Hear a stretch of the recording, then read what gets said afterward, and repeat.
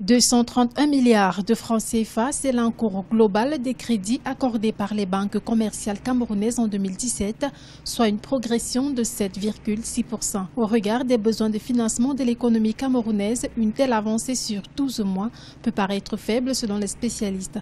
Cette fragilité de l'encours est due à la structure financière des banques, mais surtout à la crise qu'a connue la CEMAC et qui a entraîné la baisse des réserves de change.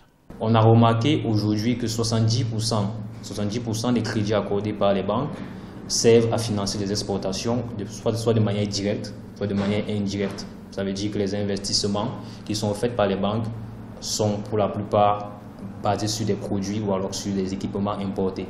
Donc en fait, il y a un besoin récurrent de réserves de change.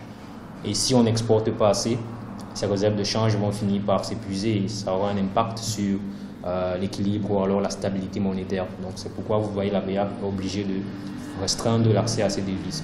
Malgré ces défis liés à la conjoncture, les experts prévoient certaines améliorations dans le secteur bancaire camerounais. Pour ces derniers, l'encours global des crédits accordés devrait progresser entre 8 et 10% en 2017 grâce à l'augmentation du prix du baril de pétrole. Ces perspectives en matière d'emprunt seront liées à l'environnement, à l'évolution de l'environnement international. Vous savez, la plupart des observateurs aujourd'hui pensent que le baril de pétrole va augmenter l'année prochaine, notamment suite à l'accord de Vienne.